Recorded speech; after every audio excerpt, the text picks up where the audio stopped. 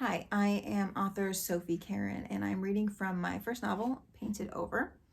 It's about two childhood friends, Paige and Rhea, who had a falling out in college and went their separate ways after that, and they have not spoken since. Paige went off to art school, and Rhea went off to play professional soccer. And now, in their early 30s, they both ended up back in Indianapolis, where they've run into each other. And Paige has been invited to a party at Rhea's family's house, folks with whom she was very close.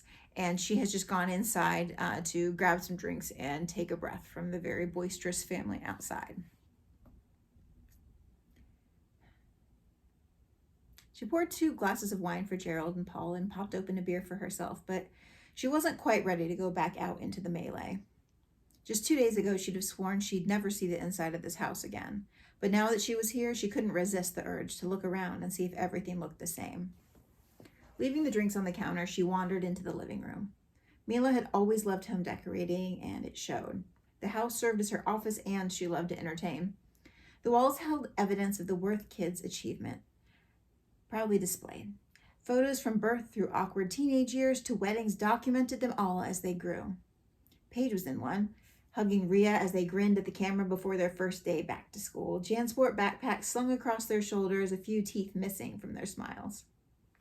That photo hung next to framed newspaper articles praising Gerald's conducting career, followed by a photo from Amelia's law school graduation, one with Vina and her smiling husband and children, and of course the ubiquitous photo of Rhea and her team celebrating after they won the last World Cup.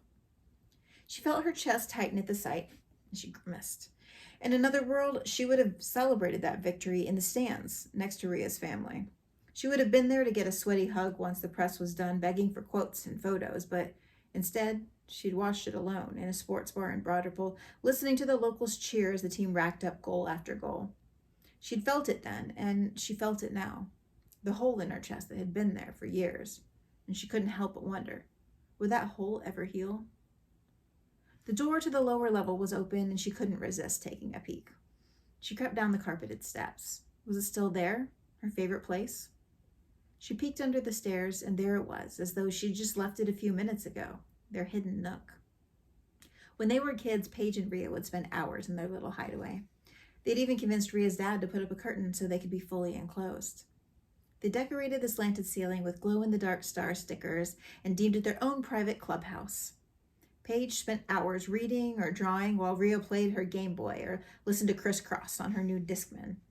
Sometimes they would just talk about all the things they were going to do when they were grown. All the countries they were going to visit, who they were going to be, and the adventures they were going to have.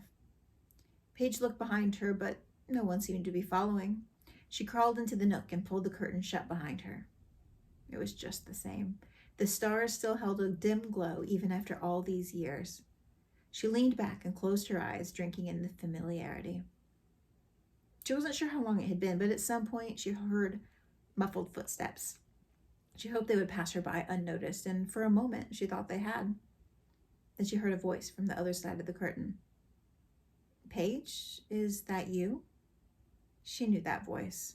She would know it anywhere. If she heard it on the other side of the world or on another planet, she would know it was Rhea. For a moment, she considered ignoring her, hoping she would go away and leave her in peace, but that wasn't fair. This was Rhea's house, after all. Paige tugged the curtain open. I was just reminiscing, she said with a quiet smile. I don't blame you. Some kids have tree houses or forts built out of cardboard. We had this place. Yeah. It feels so strange that it was so long ago. Rhea hesitated as though she was nervous, but Paige knew Rhea was never nervous. Do you mind if I join you? Paige scooted over and patted the seat beside her. Hop on it.